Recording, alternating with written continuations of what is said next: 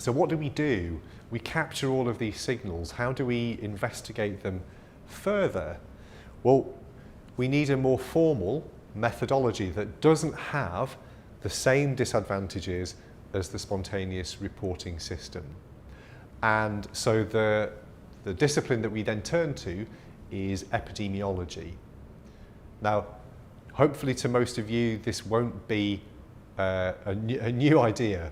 So you'll have some understanding of what we mean by epidemiology, and it's the study of how often diseases occur in different groups of people and why they occur.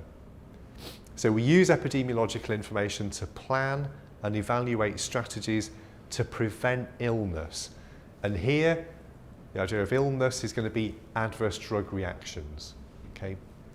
And as a guide to managing patients in whom those illnesses or adverse reactions have already happened.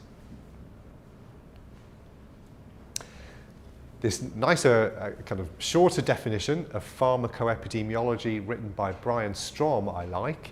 It's basically the study of the use and the effects of medications in large numbers of people. I actually really hate the term I mean, if you ever say to somebody that you're a pharmacoepidemiologist, unless they are, no one has a clue what you mean. So this is quite a nice, simple definition that I think most people do understand.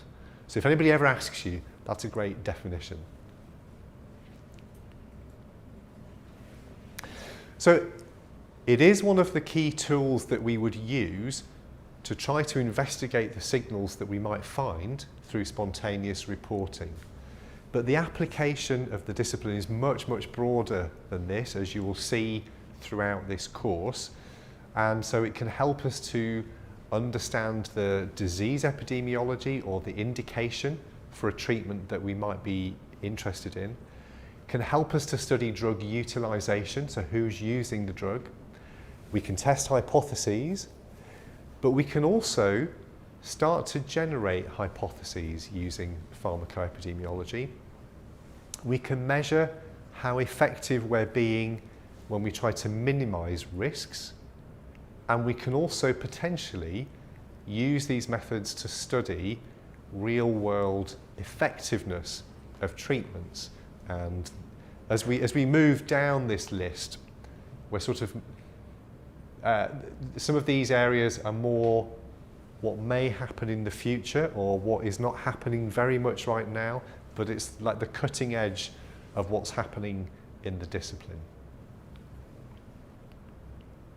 Okay, pharmacoepidemiology has become a big part of what's expected in drug regulation throughout the world. And so in most regions of the world, there is now a big expectation that we will do some kind of formal risk management planning. And this was originally led largely by countries in the European Union who developed a process called risk management plans. Similar, slightly different process in the United States with the risk evaluation and mitigation strategy. And here in Japan, you also have a similar risk management process. They have it in Canada. Various countries throughout the world have a process for doing something along these lines. The details from one country to another may vary a little bit, but the broad ideas are the same. So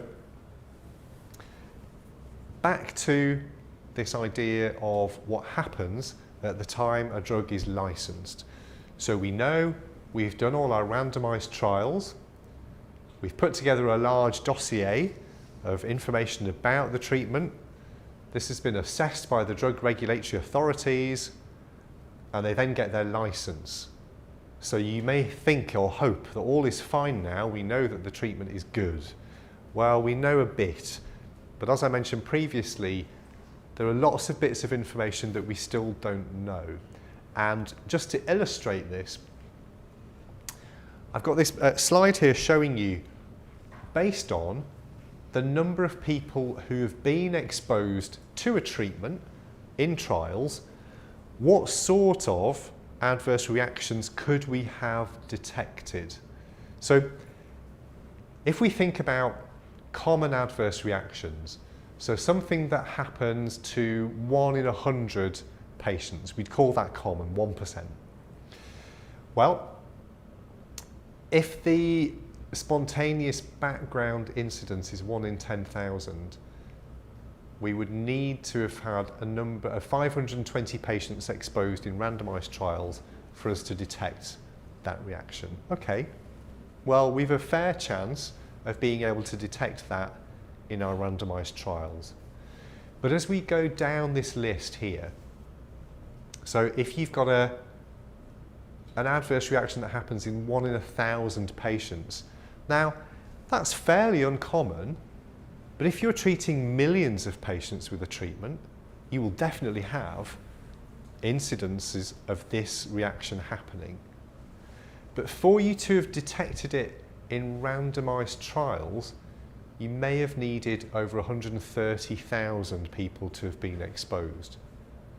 So basically, at the point of licensing, we're not going to know about reactions that happen in 1 in 1,000 people.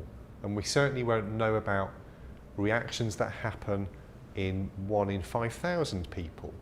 These will only come to light as the treatment is marketed widely and more people are exposed. So we need to have a process where we say, right at the point of licensing, how are we going to try to investigate this further now that the drug is marketed?